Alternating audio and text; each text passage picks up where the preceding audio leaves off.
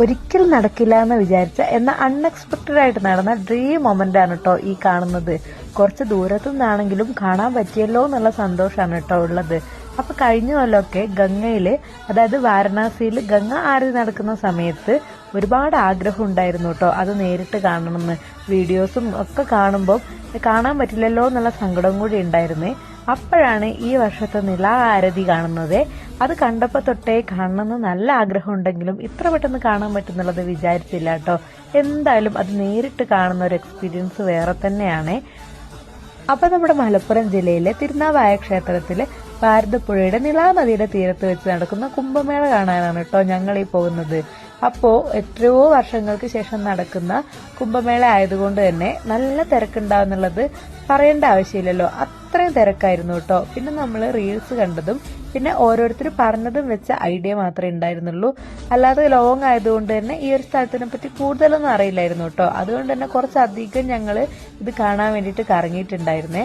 താൽക്കാലിക പാലത്തിനെ പറ്റിയൊക്കെ ഞാൻ റീൽസിൽ കണ്ടിട്ടുണ്ടായിരുന്നു കേട്ടോ. പക്ഷെ ഇവിടെ എത്തിയപ്പം ഒരുപാട് പേർക്ക് ഒരുമിച്ച് കടത്തിവിടാൻ പറ്റാത്തതുകൊണ്ട് തന്നെ ഞങ്ങൾ പോയ സമയത്ത് അവിടെ കടത്തി വിടുന്നില്ല എന്നായിരുന്നു കേട്ടോ ആരൊക്കെയോ പറഞ്ഞത്.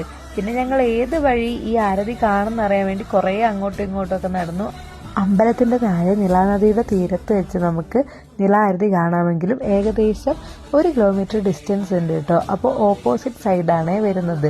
അതുകൊണ്ട് തന്നെ നമുക്കത് നേരിട്ട് കാണാൻ വേണ്ടിയിട്ട് നമ്മൾ ഒരുപാട് ചുറ്റിയിട്ടുണ്ടായിരുന്നേ. അപ്പോൾ തവഞ്ഞൂർ വഴി പോകാൻ ആരൊക്കെയോ പറഞ്ഞ് നമ്മൾ കുറച്ച് നടന്നപ്പോഴാണ് അറിയുന്നത് അവിടേക്ക് നല്ല ദൂരമുണ്ട്. അത് മാത്രമല്ല നമ്മൾ അവിടെ എത്തുമ്പോഴത്തേക്കും ബ്ലോക്കും കാര്യങ്ങളൊക്കെ ആയിട്ട് ആരതി കഴിഞ്ഞു പോകുന്നുള്ളത് കേട്ടോ. അതുകൊണ്ട് തന്നെ ഞങ്ങൾ തിരിച്ചു വന്ന് നിലാനദിക്കരയുടെ മുന്നിൽ തന്നെ നമ്മൾ ഒരു സ്ഥാനം പിടിച്ച് ഇത് കാണാൻ വേണ്ടിയിട്ടിരുന്നേ. അപ്പോഴാണ് വളരെ പോസിറ്റീവ് എനർജി നൽകുന്ന ഒരു കാഴ്ച കണ്ടത് കേട്ടോ. അതായത് നമ്മുടെ കാശിയിൽ ഗംഗ ആരതി നടത്തുന്ന ആ പുണ്യകർമ്മം ചെയ്യുന്ന പണ്ഡിറ്റുമാര് നില ആരതി നടത്താൻ വേണ്ടിയിട്ട് അമ്പലത്തിൽ നിന്ന് മറുകരയിലേക്ക് പോകുന്ന ഒരു കാഴ്ചയായിരുന്നു കേട്ടോ. സത്യം പറഞ്ഞാൽ അവരെ കാണുമ്പോൾ തന്നെ വല്ലാത്തൊരു പോസിറ്റീവ് എനർജിയാണ്. അത് കാണുമ്പോൾ തന്നെ വല്ലാത്തൊരു ദൈവചൈതന്യം നമുക്ക് ഫീൽ ചെയ്യും കേട്ടോ. അങ്ങനെ അവർ മറുകരയിലെത്തി നില ആരതിക്കായിട്ട് ഞങ്ങൾ വെയിറ്റ് ചെയ്തു കേട്ടോ. അങ്ങനെ നില ആരതി തുടങ്ങി. ഒരിക്കലും പറഞ്ഞറിയിക്കാൻ പറ്റാത്തൊരു ഫീലിംഗ് ആണ് കേട്ടോ അത് കണ്ടപ്പോൾ.